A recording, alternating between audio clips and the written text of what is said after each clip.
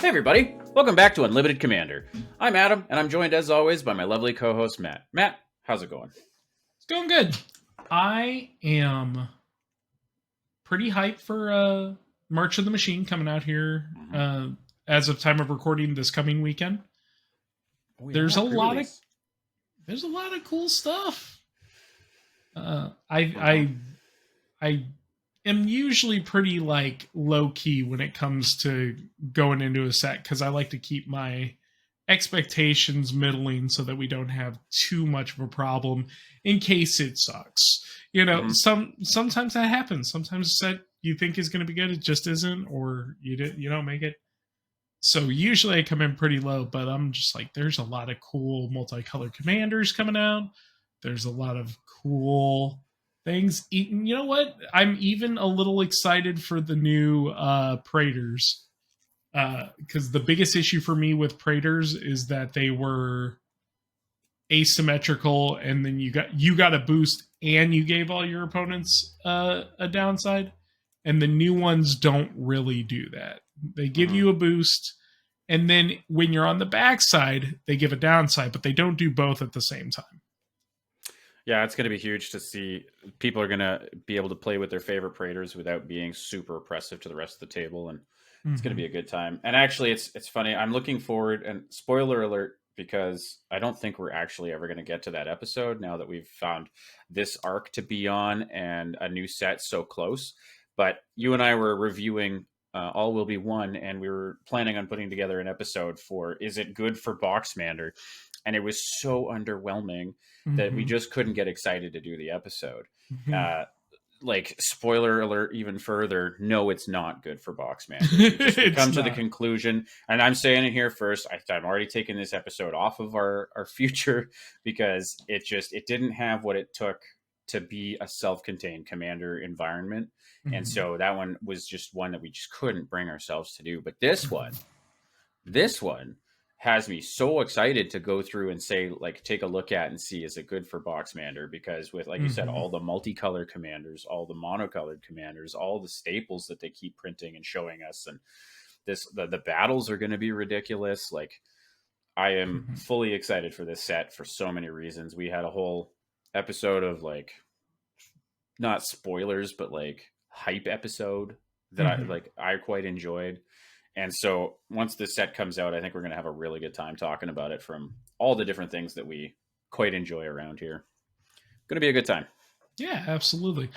Maybe we'll throw in some of those numbers we got on one when we do the Mom Boxmander episode. We did the research, right? Like, yeah, there's a whole. We might just show people why you can say one is definitively bad and one is definitively good. Maybe we'll see. Maybe keep an ear out for it. Yeah, especially the Mom one, and then we'll maybe talk about the one. Yeah. So last episode, we had gone through the basics of getting together your own commander cube, Matt. And one of the things that we always talk about is how a cube is a living, changing thing. And boy, howdy, did we prove that right this week. Off camera and talking about like what we want to do with the cube and how we want to expand it and make it a nifty thing. We completely changed the dynamic of it. We wiped out all of the talk we had about 3-color commanders, scaled it way back, and really tried to focus in on the monocolored sub-themes. And just a quick refresher, white is going to be tokens, blue is going to be self-mill, black is going to be sacrifice, red is supposed to be spells matter, and green is supposed to be modified. And we started taking a look and saying, like, maybe we want to pronounce these things more. And so we went way left field on it. So what is it that you want to do now that we've done all this off-camera work to expand this and continue growing it? I guess we should start in what changed, right? So the big thing that we did is when we were talking through it, we'd hit an interesting sort of wall because the original idea of having it focus in on a monocolor theme and then having 3-color commanders in each grouping that were direct line connections from that thing. We ended up scrapping all 10 of the tricolor commanders. mostly because it was a little too heady, and we were worried that either if you focused in on monocolor, all these three color commanders would be there and do nothing, or if the three color commanders are there, people would focus in on those three color commanders by default and not actually draft the set the way the set is supposed to be drafted. Um, so we just kind of went, we're not going to deal with that. But we still had an issue because I'm very used to monocolor set drafting. Being a player who enjoys mono black, I have forced mono black in sets that mono black is not a thing. And still did well because I know how that particular color combination goes. But Adam, you've got a lot more experience specifically with two color formats or three color formats, right? And as we were trying to work through it, I was actually personally struggling to conceptualize monocolor, especially in a draft environment. I could not put together everything complements when you're drafting, and I could not bring myself down to a monocolor mindset. Not that it's not bring myself down in number of colors. Yes, down in number of colors. Yes, couldn't focus in on a one color perspective. Right?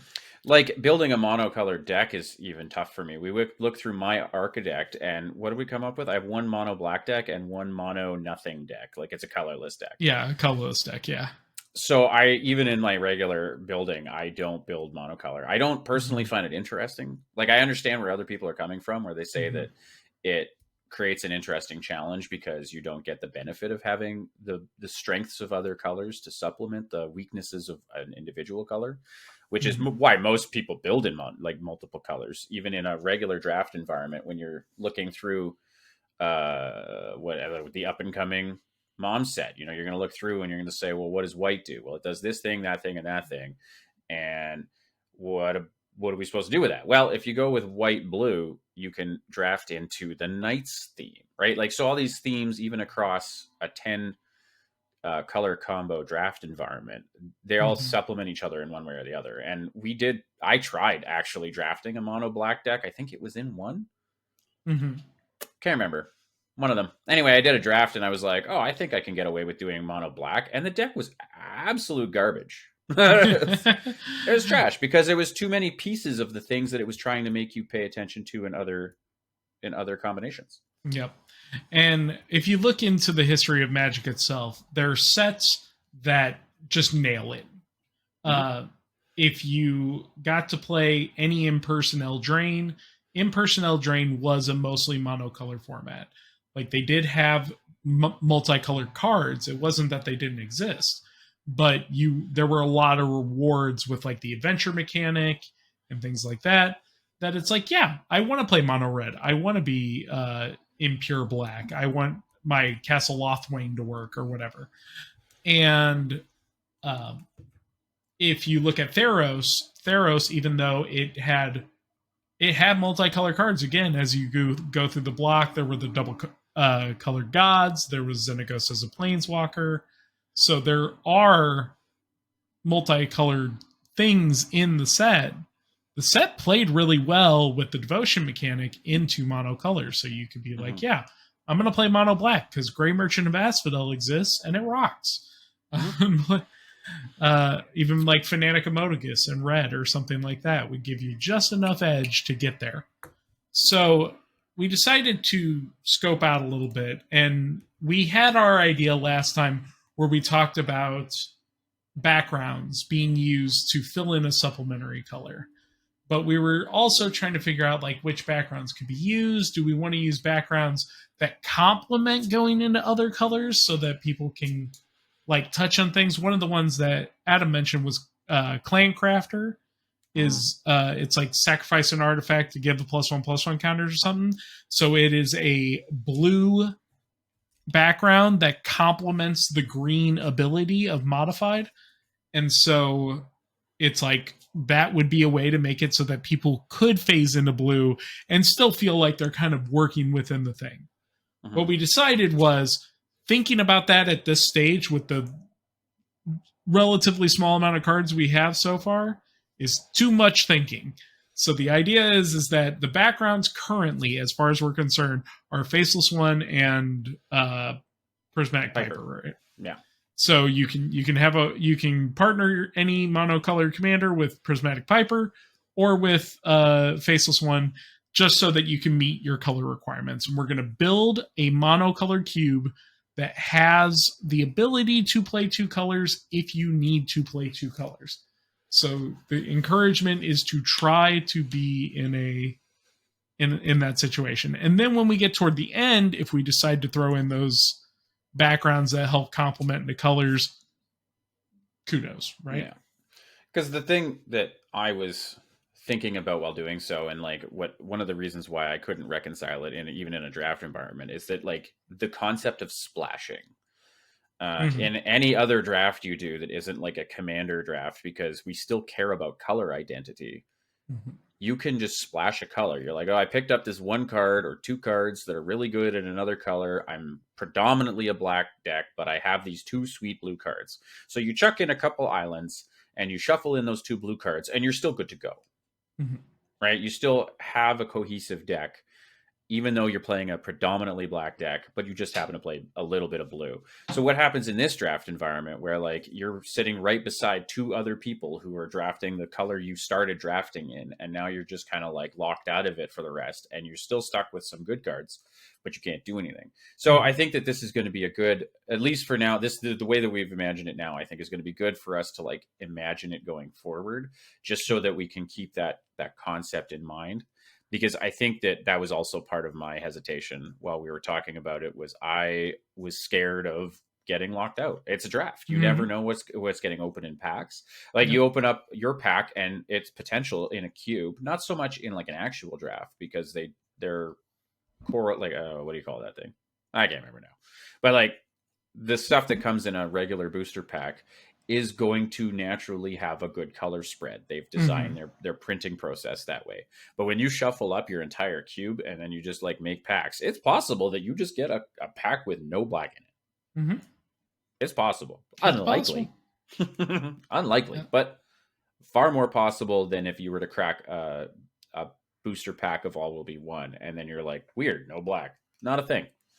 So you at least get like one card out of each pack in your color, and then you have like your 8th pick is going to end up being, or your 9th pick, I guess. Your 9th pick is like the first one out of the first pack you picked out of, and whatever you pick out of that could just be a burnt one, because you always have the affordability of a couple of burnt cards. But if you get locked right out, then you're locked right out, and then what do you do? So exactly, looking forward to it. And so, not to say that we didn't add any multicolor. So what we decided to do is, instead of 10 3-color cards, we put in 10 2-color cards. Just in case someone wants to try to go 2 colors right off of the bat, or if they felt like they hit a late pivot and they want to be able to get into another color. But we are going to avoid multicolor like spells. We are not trying to make this a signpost for people where it's like, oh, you see your 2-color commander, you should be playing in those 2 colors. So we decided to do that by putting in some 2-color commanders that aren't quite as good at the effects of any of our single color focuses, just to get them there for people. So just as one example, we threw in Grumgully the Generous in our red-green slot. Grumgully the Generous is each other non-human creature you control enters with an additional +1/+1 counter on it. So it does feed the synergy in green. It doesn't super help the synergy in red with Spells Matter. And there are quite a few non-humans in both colors, so it is very... It can be done. But if you are doing that, you're pretty much only doing it so that you have red-green. And that's it. What's funny is actually, as I take a quick gander through the 9 creatures we've already selected for red while we were just spitballing the other day, of the 9 creatures, 1, 2, three, four, five. 5 of them are humans. Yeah. So in and of like Grumgully, sure, super plays into the +1 theme, but will only work for less than half of the red creatures you choose on average. Like Mm-hmm. you will have to make a concerted effort if you do go with Grumgully at the current juncture. I mean, who knows where we go? But just like already Exactly. as we've been looking at it, it's going to kind of suck at both. Yeah. And that's kind of what we were going for. Yeah. Yeah, which will hopefully make players choose to play the monocolor commanders.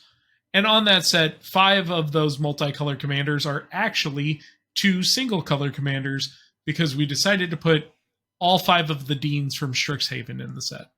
Mm-hmm. All 5 of the Deans do help with color identity. They do help with being able to do that 2-color focus, but both sides are generally not exactly what you want to be doing in the color schema that we have them in. So the one that I think of the most on that is Valentine and Lisette. Valentine, Dean of the Vein, is a black commander that says if a non-token creature an opponent controls would die, exile it instead. If you pay 2, you get a pest that lets you, when it dies, gain 1 life. That's a good thing to sacrifice. It gives you some sacrifice outlet. It's just not a very good sacrifice outlet. And then the green one on the back, Lisette, Dean of the Roots. Whenever you gain life, you may pay 1. If you do, put a +1/+1 counter on each creature you control until end of turn. And those creatures gain trample until end of turn. Sorry, they get a +1/+1 counter. They gain trample until end of turn. Which does affect our +1/+1 thing. If you get any life gain, which, unless you've already played Valentine and gotten yourself some pests at this moment, is the only way you're going to gain life in green-black. Mm-hmm. So it's intentionally non-synergistic, but still fits enough in the theme that if you have to, yeah, do it. Why not? And these are only struggles we're facing, as I said before, because we're looking at a commander cube. Mm-hmm. I mean, we're intentionally hamstringing ourselves for the purpose of adhering to something that we want to adhere ourselves to, which in and of itself, by the way, is also what we're doing by going with monocolored themes. It's true. Having a monocolored cube is also an additional hamstring, which is making this a more challenging and will likely be ultimately, hopefully, more rewarding because of all of the restrictions we put on it. Which is an interesting lesson to take for any sort of deck building. Anytime you add a restriction to yourself, it makes the challenge of deck building that much more interesting. Hence, monocolored commander decks not being interesting to me because they're way too challenging. And sometimes depending on what kind of player you are, we talked about those psychographic profiles. If you are the type of player who finds deck building to be the most fun part of playing the game, then those high challenge marks are going to be really, really satisfying. Mm-hmm. And if you are the kind of player who does not like building decks and does not want to do that, and the most fun is just like getting to the play aspect of it, you might have a little less fun. But hopefully the play experience will make up for it after you're done having to do all the work. Yep. So let's get into what we want to do as far as removal goes. So we discussed this a little bit off camera when we were first looking at things, because while we were just like naming off cards, trying to figure out what we wanted to get into the cube, there were quite a few, there were a couple of removal things that ended up making the cut. We quite enjoyed what we were able to jam into, like Baleful Mastery and Astarion's Thirst. We already chose out and stuck into black. Although looking at Astarion's Thirst, maybe that's not that great anymore, but we'll see maybe not. But one of the things I really like about both of these cards is they are a fairly high cost. 3 and a black on both Baleful Mastery and Astarion's Thirst. Baleful Mastery does have a way to play it for 1 and a black. You've got to give an opponent a card, which in a limited format is pretty rough to do. You might not want to. So Baleful Mastery I consider it a 3 and a black card for the most part. Some people will take that chance. Some people won't. We'll see. But I like that our current removal is a little more pricey because Mhm. I personally think that we're optimizing in the commander slot, so I think we need to lay off of the optimization in some place. And for me, I think removal is a good place for that because my favorite sets to draft often it's like 5 and a black for exile target creature. I'll take that, you know, Mhm. because you know that removal isn't going to be busted, so you take your removal accordingly. So there's a good chance we're going to stick with that fairly high cost. Instant speed is totally fine with me. Originally, we were talking about running a lot of enchantments, and now we do not have that stipulation because we're no longer running all the 3 colored commanders that have enchantment rules to them. So we were looking into indestructible creatures, which meant that we had to stick in exile. We think we're still going to work as much with exile as we can, only because there's very threatening graveyard decks in this format. And Mhm. if there's too much just destroy, then you are just feeding into blue's ability to do what it wants to do and black's ability to do what it wants to do. Too true. So, in color order as we do, I have a suggestion that Oh, after listening to what you were just describing, I think might be something you would want to consider, which is Vanish into Eternity. Just came out in All Will Be One. It's the story spotlight of Elspeth jumping on the filigree Silex. And it's 2 and a white for an instant that exiles target non land permanent. However, it costs 3 more if it targets a creature. okay. Definitely a draft card in general. 3 for a non land permanent, not a creature exiling is already a premium. It really is. 6 to hit a creature. Yeah, so exactly. It's like 3 to hit a non-land permanent is huge. Is a really good thing until you take into account that if that thing is a creature, you have to pay 6. I think that's great. That's exactly the kind of thing that I'm looking at when it comes to doing stuff because this will get rid of any super enchantments or super uh, artifacts that your opponent is running at a premium, Mhm. but it can't just blow out every single creature that your opponent's playing. So, And I like it for spots like, for example, Heliod, God of the Sun is one that we're looking at. If you manage to, or if you choose to use this card before it becomes a creature, if your opponent's devotion hasn't yet hit 5, and Heliod is still just an enchantment, then you're getting it before it can become a problem. But also, it's like a bit of a risk because is this really what you want to use it on? Is this going to be something that's more valuable to me later? And then you end up going too late and it costs you 6. It's going to be a little fun mini game, I think. oh, for sure. One of the ones that I had thought about was an older card called Exile. So, a lot of people might know Path to Exile, which is a very, very good card. 1 mana, uh, exile a creature, and then your opponent gets a land out of it. Path to Exile, very, very good. Exile is probably considered to be Path to Exile's weak T older brother. 2 and a white for an instant, and it says remove target non-white attacking creature from the game. You gain life equal to its toughness. Yep. So 2 and a white instant speed, but it has to be used while a non-white creature is attacking in order for you to do it. The way that we've built our cube so far, and the way we plan on building our cube, it just means that this works against every opponent who's not playing white. And if presumably if you're in white, you're hoping no one else is, right? Mm-hmm. So I think that this is just a really good instant speed removal. You get some life gain out of it, which isn't a huge factor in our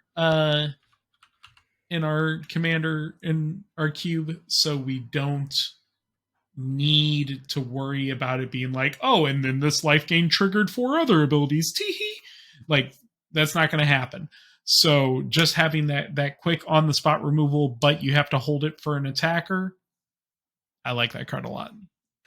So we're going to end up just looking at like some classics, I think. A lot of, because we know very easily the cards that we use frequently in Commander, as you said, like the Path to Exile and the Swords to Plowshares and stuff. But looking back, like things like Angelic Edict, which is 4 and a white for a sorcery that just says exile target creature or enchantment. No stipulation, but 5 is very, very expensive. Yeah, being able to exile any enchantment or creature is amazing in a sealed format. But 5 is a lot. And if that's too much, actually, I just looked 3 to the right or the left. Alters Light, which is 2 white instant for the same text. Yeah, 2 a white and a white. So like Alters Light, I think is a no brainer. 2 white and a white, which means you're in double pip white. You definitely are going to want to be as close to mono white as possible if you're going to use this. And it's instant speed, where Edict is only sorcery. I think that's a real good add. For now, I'm willing to add both, and then if we end up deciding that Angelic Edict is too slow later, we can always make that call. So another one that I'm not sure where we want to go with, because after we altered how we're looking at the color schemes of the cube itself, we've kind of stepped away from the necessity for an enchantment. However, temporary removal, like the Oblivion Ring effects, are something we could also consider, because they're a little bit less expensive on average, but are a temporary solution. You know, my favorite of all of those is actually on this page somewhere. It is the one with Convoke from, I believe, the most recent Return to Ravnica. Devouring Light. Devouring Light, that's it. 3 and a white enchantment with Convoke. When it enters, exile a non-land permanent an opponent controls until... Oh, I'm sorry. I was thinking of Conclave Tribunal. Conclave Tribunal. Yes. Yeah. I do quite like that one as well. Sorry, Devouring Light is the instant speed Convoke. Oh, the one with... Actually, and I got confused because they're both in the upcoming Convoke Precon out of... I see. Somebody thought ahead of this. Which also, and Convoke will go very good, because as we stated, White's theme is going to be tokens. So yeah. I want both of these in there. Oh, and Devouring Light has a really sweet art that was most recently done in the Guilds of Ravnica guild kit, but it's the original Ravnica set. That art is super cool by Pete Venters. I will be putting this on the screen, do not doubt, but you should look at it right now. Oh, it's super cool. Here's an interesting thing. We have discussed this in other ways, where we were talking about how we identify removal and how it's not necessarily removal in a certain, like, not just destroy something or exile something, but how we consider things like counter spells to be removal. I also personally account for things like Tamiyo's Safekeeping as a removal spell, as a fun way to do like a green counter spell almost. Give an instant speed way to give your creatures hexproof, right? I also like, or on the grander scheme, Heroic Intervention, I consider to be a removal spell. It's kind of like a green counter spell, sort of, to say a board wipe. So with that in mind, I put to you Chant of Vitu-Ghazi, which is 6 white for an instant spell with Convoke that says prevent all damage that would be dealt by creatures this turn. You gain life equal to the damage prevented this way. So white is typically very good at, not quite in the same way as green is, but also better than the way that green is sometimes, with like negating damage and giving you the benefit for it. Kind of like that disdainful stroke. What's the... Deflecting Palm. There you go. Yep. So something to that effect. Or if that's not to your flavor, because it's combat damage, all damage, period. Yeah, Something like Clever Concealment, which then phases out any number of your permanents. yeah, it's sort of a situational counterspell based on what your opponent is trying to do to you. Mm-hmm. Also, any interesting thing about Clever Concealment is that it's any number of non-land permanents you control phase out. Mm-hmm. So you can just kind of choose pick and choose any number of things if you want to keep some blockers on the board. And I like it in there because, again, with the tokens thing, like blinking tokens doesn't work because they cease to exist, which is like the either blink or flicker, depending on what timing restriction the card has. But phasing does not destroy tokens. They cease to exist and tokens come back. They have changed this rule. So this is the better version of blinking your stuff out to protect it for it when white is tokens. I like Clever Concealment personally, but I don't know how I feel about it. I think Clever Concealment is a real good ad. I have no problems with Clever Concealment. As far as Chant of Vitu-Ghazi goes, I think you can go ahead and add that for now too. We'll see if the benefit of gaining 1 life for each damage prevented ends up being too strong. Depends on how badly the white player is getting dunked on, I think, for the most part. But I like the notion of it. And having a little Convoke sub theme gets us back included into doing the mono white thing, right? So my goal as far as numbers go today is that since we are planning currently to get to 100 cards in each color for the cube, just to kind of give us a balance of things, I want to hit 10 removal in each color. So in terms of that, we are also going to be looking at board wipe removal as well. Okay, so Hour of Reckoning then, of course, has to do this, right? I know that you are not a fan of it in general, like in constructed play, because it's a little bit loosey-goosey, but it says Convoke on it. It's a board wipe. It avoids your tokens. Yeah, no, I don't think it's a question. I think Hour of Reckoning is probably going to be the major whiteboard wipe. Like I said, I don't like it normally because in regular Commander, you cannot guarantee that you're actually board wiping anybody on any side other than your good non-token stuff. But this is not a normal Commander situation. The chances that you're going to be playing another person who's got enough token generation to really make up for that kind of board wipe makes it worthwhile.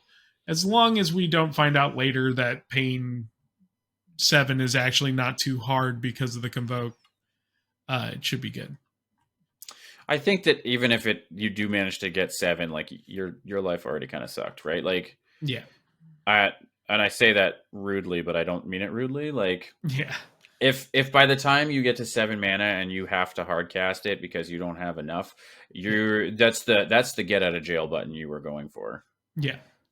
I meant more so for the other players where it's like, yeah. Well, yeah. I mean, here we are. Any other thoughts? What's up? Yeah, just one. Ephemeral Shields. Personally, I'm a big fan of those like gotcha cards with like just a single target, very low cost target creature is indestructible. There's a good few cycles of them that came out in Dominaria United, but this Ephemeral Shields is the Convoke one that target creature gains indestructible till end of turn. Just a plain and simple. It's 2 mana, so like even if you don't hard cast it, I like these in general anyway. I run them in my other cube as much as I can. Honestly, I've been getting more and more in love with these. These are the Tamiyo safekeeping effects we were just discussing. I find them to be more and more effective as single target removal gets more valuable.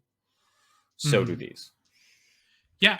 I really do like something like Ephemeral Shields, mostly because it is useful against destruction and not exile. So it's only going to work for you a little bit. in terms of when it's going to be useful for you, but I do agree, like when you're in combat, sometimes just being able to keep something alive as a full blocker, or something that would have traded, keep it alive. Yeah, or a value piece in your own board wipe even. So like you convoke 9 creatures down, and then you cast Hour of Reckoning, and in response you make your own other non-token creature indestructible, and you save that much more of your own board. Yep. Or somebody's like, "Maha, I come at you, come at thee," and you're like, "JK." Right. Big fan. Yeah. So yeah, I'm in for Ephemeral Shields. Do we want some of this removal to be on creatures? We were talking about temporary exile. We could always do a Fiend Hunter.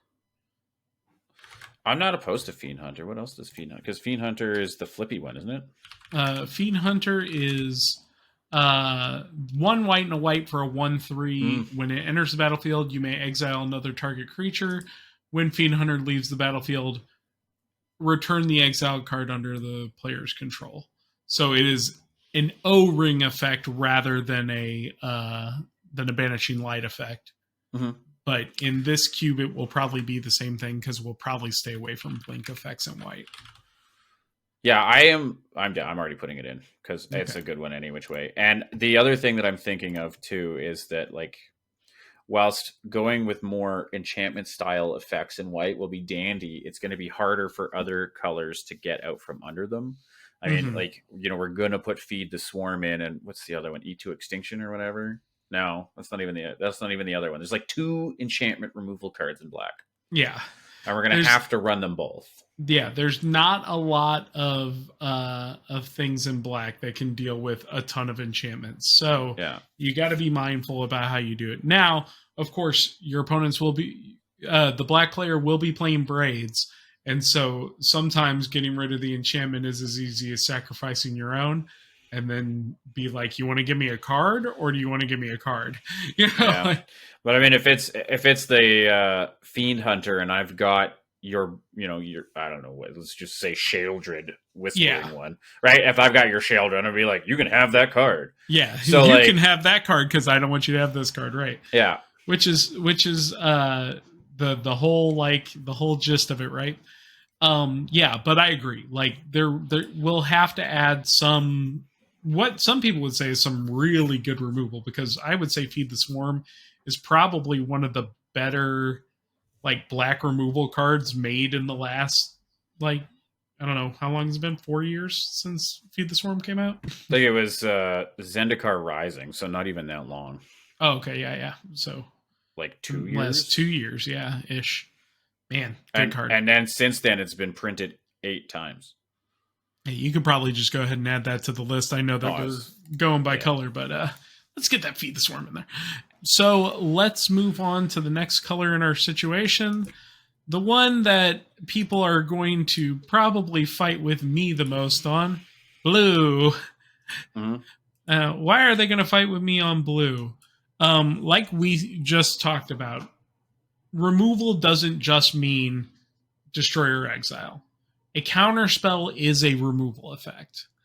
And while people don't love playing against decks that are stuffed with counterspells, you do have to admit that playing counters, as long as you can't play, a dozen counterspells, playing against counterspells it's a skill issue for the blue player, because you have to know when to remove what. And you only have the chance to deal with it when it's on the stack. You don't get the luxury of being able to exile your opponent's Sheoldred after they've played it. You got to choose right then, and maybe you make the right choice, maybe you don't.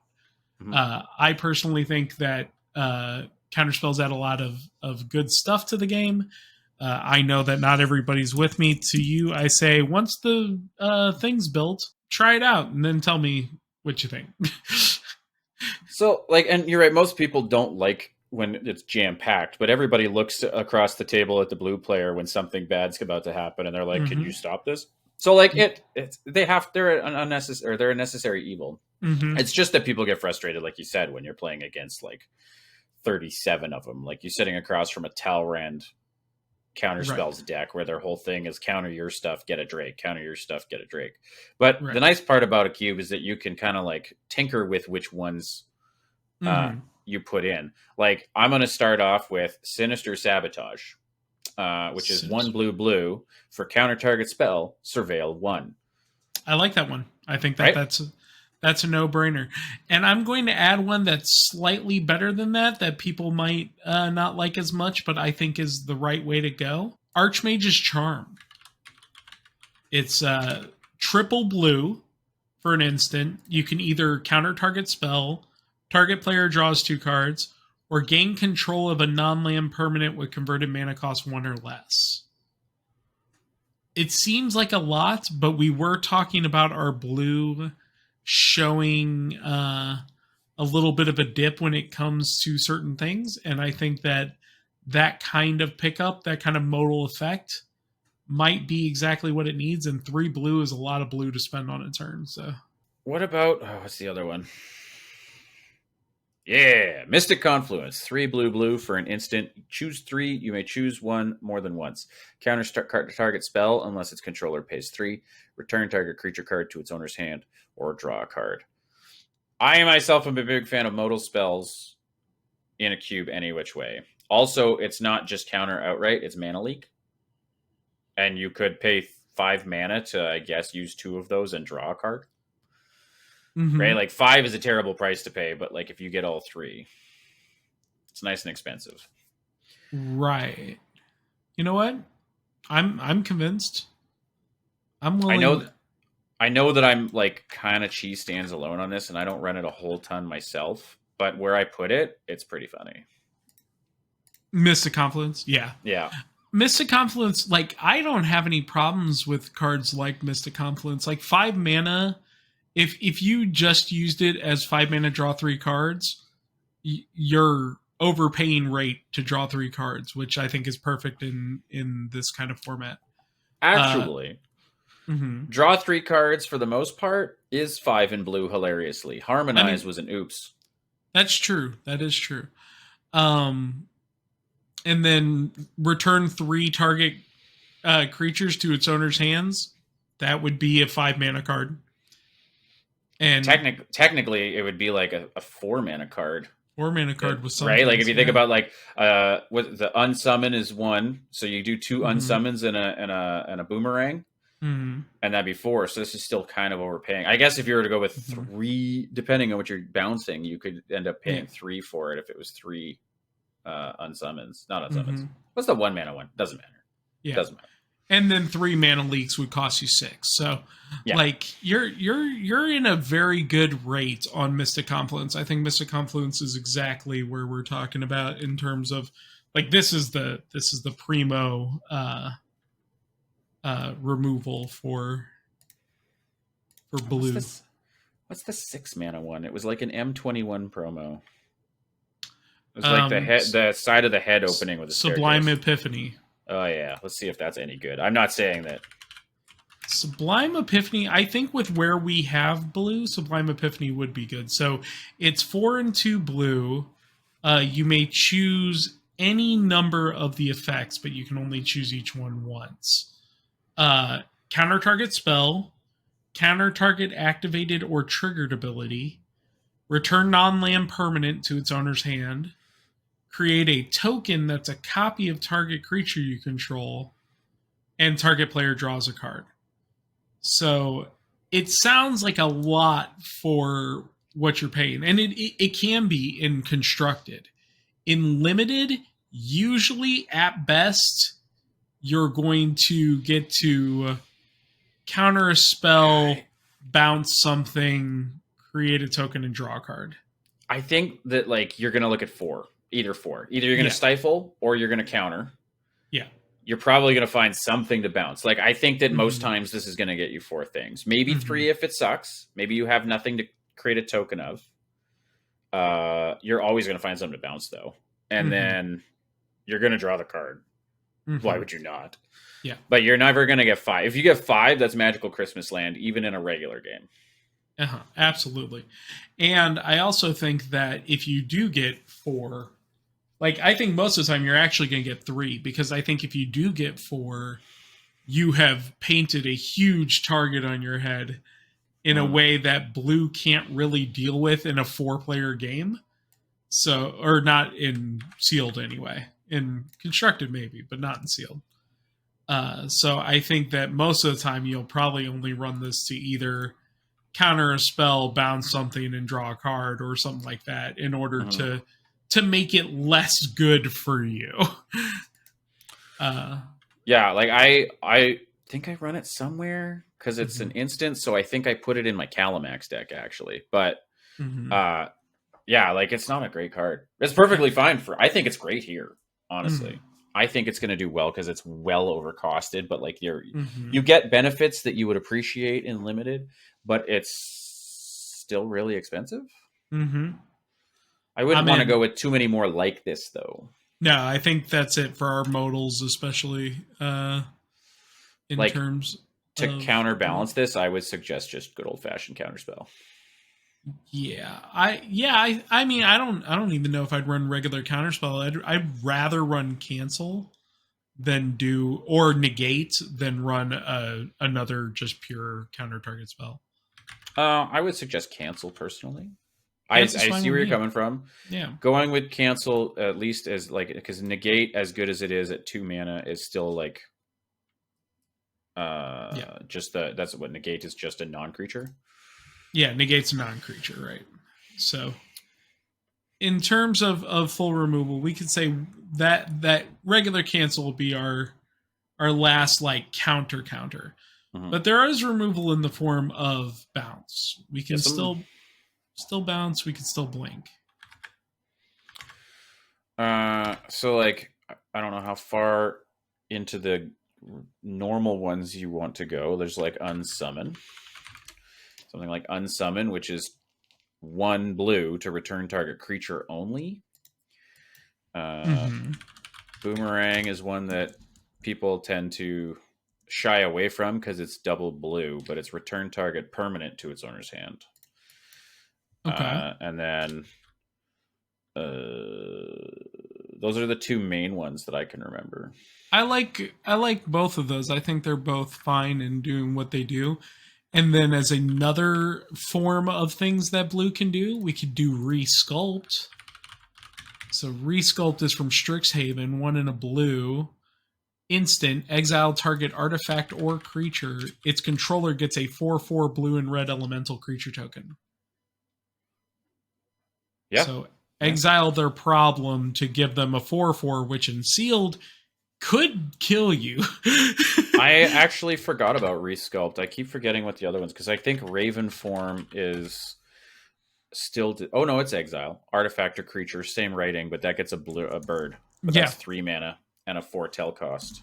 Yeah, I think both of those would be fine additions. Raven Form and Resculpt will give blue some needed permanent removal, but as blue is want to do, you have to give your opponent something if you want to do permanent removal. Taking a quick look through Surveil, because I seem to recall there was like, here we are. Here's one. It's not even out yet, but we may like it. It's on its way with March of Machines. It's called Ephara's Dispersal, which is 2 and a blue. This spell costs 2 less to cast if it targets an attacking creature, and return target creature to its owner's hand, Surveil 2. I don't think this is what I was looking for, but I'm definitely looking at that. Yeah, I think that's a good balance. It works with what we're trying to do. Normally, you'll probably want to do it for an attacking creature so that you can bounce for rate, but it doesn't really matter. If you need to get rid of something so that you can make a good attack, just pay the extra 2. I seem to recall there was one more, like, here it is. Unexplained Disappearance. And I think this will round us out to the 10 mark.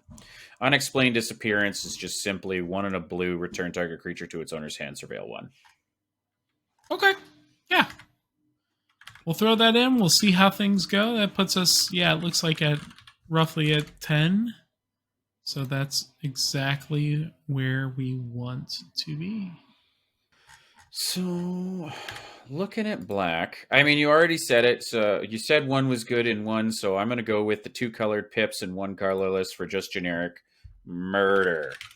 Murder is a quintessential norm for black, of which I have no problems playing. Yep. The other one we had mentioned, and I want to check it out because I forget what it is. Eat to Extinction. I don't know how you feel about this. Okay. 3 and a black for an instant. Exile target creature or planeswalker. Look at the top 3 cards of your library. You may put that card.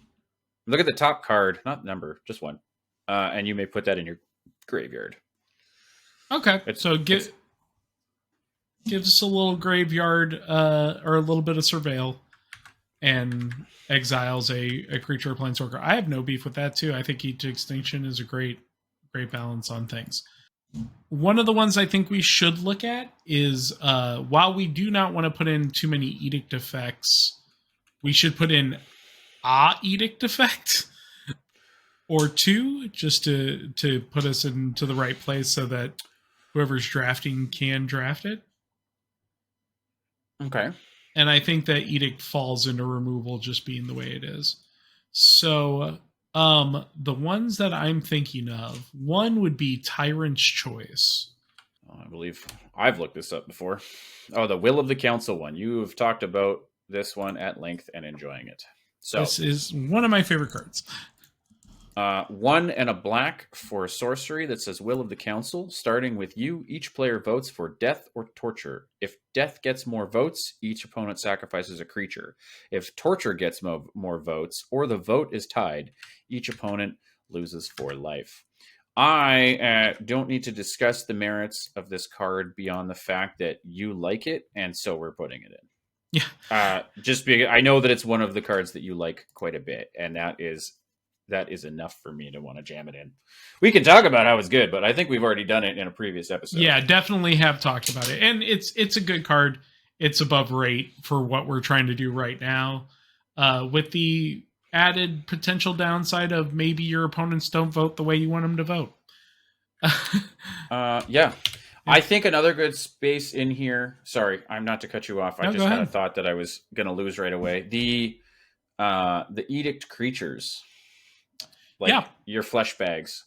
Mm-hmm. I'm trying to remember the one that's like currently in standard, but I forget its name. It's got Ghoul in it somewhere, and it's like if no creature died this turn, then it edicts, and if a creature died this turn, you instead draw a card. Can't remember what it's called. There's Gravelighter, which is a 2/2 flying. Whenever it enters the battlefield, draw a card if a creature died this turn. Otherwise, each player sacrifices a creature. I like this one. It's a fun twist on the flesh bag marauder effect, which we can still throw in. But I like this one because, especially in a cube setting, like you don't want the edict effect to be like right now. Anyway, we're exploding this beyond it. But at the current juncture, we don't want the edict effect to be too oppressive yet.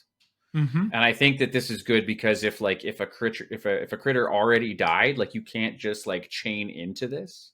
Mm-hmm. This may be the first one you play, and then you get an edict, and then you got to play a second edict if that's what you want. But like, there's a chance that all it does is get you a card, which could be the good thing, by the way.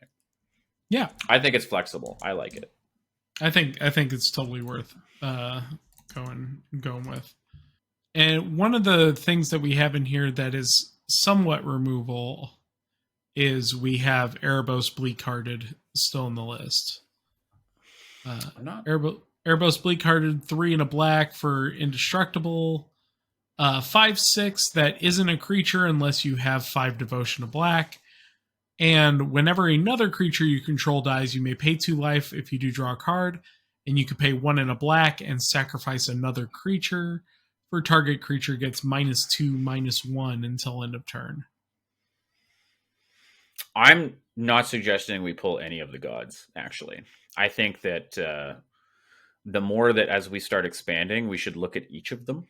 And like especially like the Theros gods, because of the fact that we have tried to narrow the focus to be monocolored, and I don't think that very many cards exemplify that better than the Theros gods.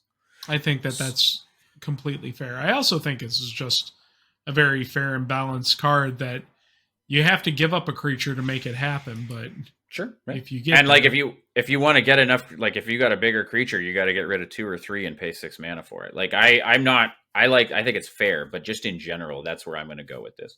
Mhm. I'm thinking that I'm going to be hard pressed to suggest that we remove any of the gods. I'm going to probably want to look at all of them and see how many fit.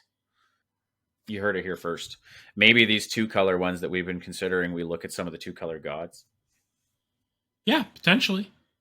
We can look at that later, but I don't see why not. But yeah, it's definitely worth checking into. I almost went deep in the tank there, so apologies if I didn't sound like I was excited. It sounds like a good idea. I like the gods. I think the gods do a lot of good. Like, we want to be in one color situation, like it's and also sorry. Yeah. No, that's just they do good. They do work. And it's one of the reasons why we started leaning into the exile for as often as we can rather than the destroy, so that these can actually be dealt with. And I think that because we've already started like creating that buffer for ourselves, that we could look at these and start going a little bit more ham on them. Mm-hmm. Also, so, it's just a good theme. One thing I was thinking about is I do feel like we need one of the enchantment versions of an edict effect. So a grave what is it called? It's not Grave Pact, is it? Grave Pact? Yeah, or actually, you know what? Dictate of Erebos would be very flavorful, but it's also the best one. Mm-hmm. Now, that said, and we've said before that my cube is budget, very budget. Mm-hmm. But then you go through and you see stuff in mine and you're like, this is in here? This isn't budget. And like, yeah, you still got to have bombs. Mm-hmm. So if that's where you wanted to focus, and like, yeah, like Dictate of Erebos, as much as it's like the best one, is also pretty on flavor. Yeah, I do feel like I'd hate it. And honestly, in this particular format, I don't think Dictate of Erebos is necessarily the better one, because you are not looking to splash as hard. Like, it costing that 1 extra is actually a problem for it, mostly because a game has to get you there, right? Yeah, okay. So it's also the more expensive one, and I guess, yeah, if you're not trying to splash, that's fair. But yeah, in general, I've already added it in, by the way. Awesome. Yeah, I think just because I think that it's just a flavorful card. Yeah, it is. It's good. It's a flavorful card, and it does what we need to do. And if Braids is going to work at all, she's got to have something that's allowing her to do stuff. Oh my god! Can I go back really quick and just like throw in, for example, Dictate of Heliod, because sure, it's the flash anthem, which is going to fit tokens. Oh, now we're talking my language. Flavor. Whether or not we actually get to go in and figure out, like, if that's what we want to do with like green, and like, cause, we might not run the other 3, but those 2 definitely hit. I could see us using Dictate of the Twin Gods, although that might hurt the player using it as much as Dictate of the Twin Gods is the red one. If a source would deal damage to a permanent or player, it deals double that damage to that permanent or player instead.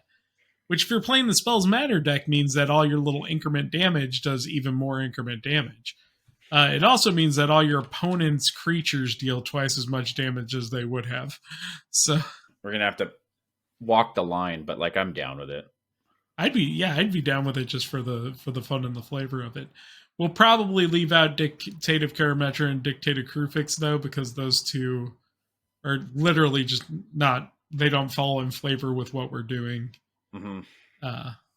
And they give everybody the bonus of extra mana and additional cards, which I don't know if anyone will need. Maybe. I don't know. I'm the wrong person to ask, because I think that's funny. All right. I edge on the side of fun. we're getting pretty close. How do we feel about a more powerful enchantment, something like the Eldest Reborn? It is 5 mana, so in sealed, it's going to take some doing to get there. But it also is only going to get back a creature, because I don't think we're going to be adding planeswalkers. The Eldest Reborn is actually in my cube, so I'm perfectly fine with it.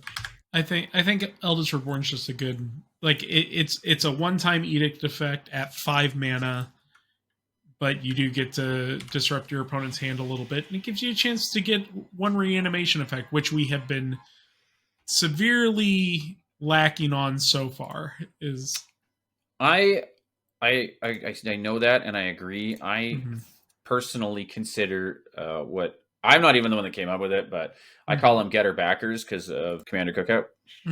That's just what they called them, and I was like, yeah, that checks out. That's a very Saskatchewan thing to say. So the getter backers are its whole own mechanic that I consider when I'm building decks. So like not putting them in now, perfectly satisfied with that. Because I think every deck requires some as well, like 1 or 2 even usually helps. It's not like some decks you want to build it like deep into the mechanics of the deck you're building, but everything needs like 1 or 2. Bala Ged Recovery is too good not to put everywhere.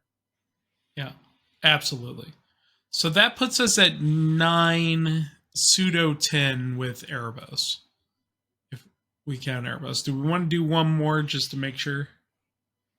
Yeah, we can. If you got one in mind, we can jam it in really quick. I don't think you can go wrong with Fleshbag Marauder, I think. Yeah, another one of those effects is always good. Yeah. I like Fleshbag personally. Yeah, let's do it. I think Fleshbag works great, does exactly what I want it to do, but not so much that it will wreck the board. The main thing we'll have to be careful of is when we get to the getter backer or the recursion step, be careful to make it so that we do not have any repeatable recursion, so that someone can just every single turn bring back Fleshbag Marauder and with their Dictate of Erebos on the board make sure that they end up sacking like 2 creatures per turn. That might be a little much.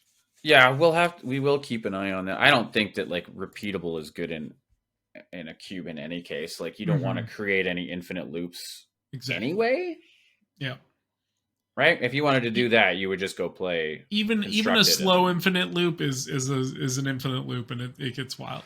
Well, and like that infinite loop is in like a limited setting like this is just going to be unbearable. Unbearable. Yeah. Right? Yeah, it's so powerful, but like unbearable. Like you're going to be sitting across from it, watching somebody loop in their Fleshbag into their Dictate, drop their Eldest Reborn, and then go and get their Fleshbag again. Then also the next turn, when you thought you got rid of that, you get the Gravelighter back, and then do it then, and then also Braids triggers every turn. Like, yeah, it's gonna stink.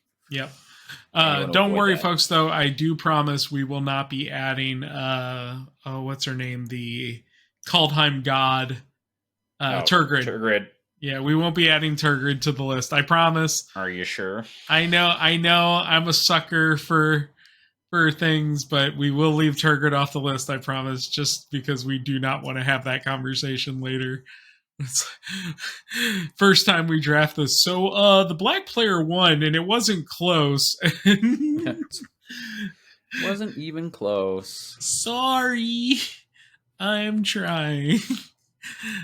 I don't know the other colors like I know black. Right. Gotta ease up. Gotta ease up. Pull up. Right. No, Goose, no. No. Okay.